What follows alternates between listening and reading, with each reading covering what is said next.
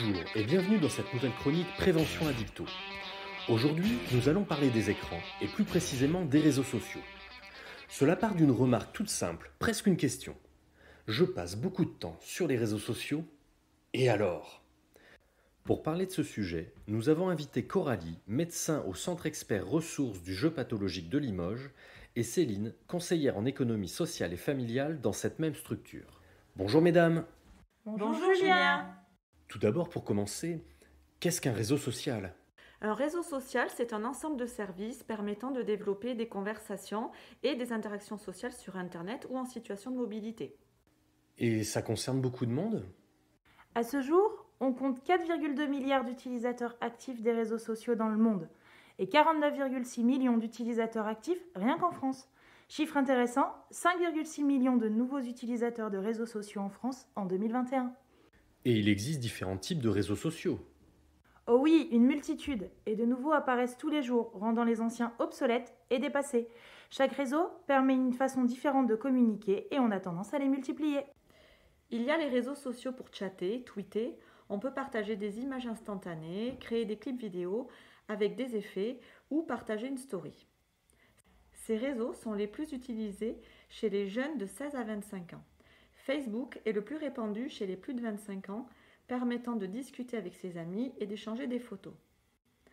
Certains groupes ont développé des messageries vocales ou vidéo, c'est le cas de Messenger et de WhatsApp. Il y a également des réseaux spécifiques tels que LinkedIn pour un usage professionnel ou Twitch et Discord plus utilisés par la communauté des gamers. On peut même trouver l'amour sur les réseaux. Attention, dans tous les cas, un critère d'âge est à respecter pour ouvrir un compte. 7, c'est le nombre moyen de réseaux auxquels nous sommes inscrits depuis que nous fréquentons les plateformes sociales sur Internet. Tout comme on ne compte plus le nombre de sites sur lesquels on s'inscrit, on ne compte plus réellement le temps passé à mettre son profil à jour, retweeter ses amis ou encore partager des photos de ses dernières vacances. Ça semble plutôt intéressant et positif alors. Oui, bien sûr, les réseaux sociaux font partie de notre quotidien, mais il faut rester vigilant. Un like par-ci, un tweet par-là, un selfie sur Instagram sans oublier de mettre à jour son profil Facebook. Nous multiplions quotidiennement les connexions aux réseaux sociaux. 5 minutes dépensées par-ci par-là, mises bout à bout, nous font passer en moyenne pas moins de 2h25 par jour derrière notre écran d'ordinateur, de téléphone portable ou de tablette, ce qui équivaut à un jour éveillé de sa vie chaque semaine. Le risque dans tout ça, ce n'est pas tant le temps passé, mais la perte de contrôle qui pose problème. Sans oublier les possibles dangers, le cyberharcèlement, le piratage des données ou encore la pédophilie véhiculée par ces réseaux. Coralie, tu nous parlais de perte de contrôle. Comment est-ce qu'on peut s'en rendre compte ? Elle peut se manifester par différents symptômes, comme de l'irritabilité, voire même de l'anxiété. Le besoin de regarder sans cesse son téléphone, passer de plus en plus de temps sur les réseaux sociaux au détriment des relations avec les autres. Certaines personnes ressentent le besoin de trouver refuge dans les réseaux sociaux.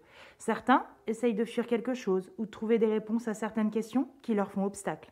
Ils peuvent alors se connecter de plus en plus sur les réseaux sociaux, mais sans rien publier.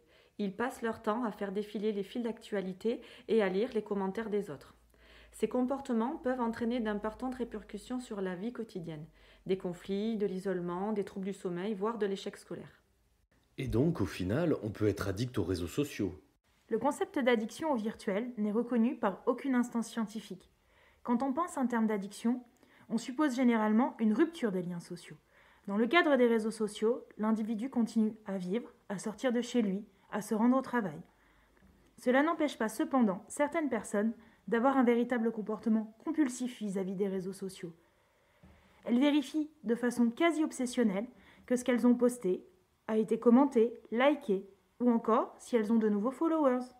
Ces conduites compulsives sont facilitées par la consultation des sites sociaux sur mobile, donc partout, et n'importe quand, chez soi, en réunion et même dans le métro.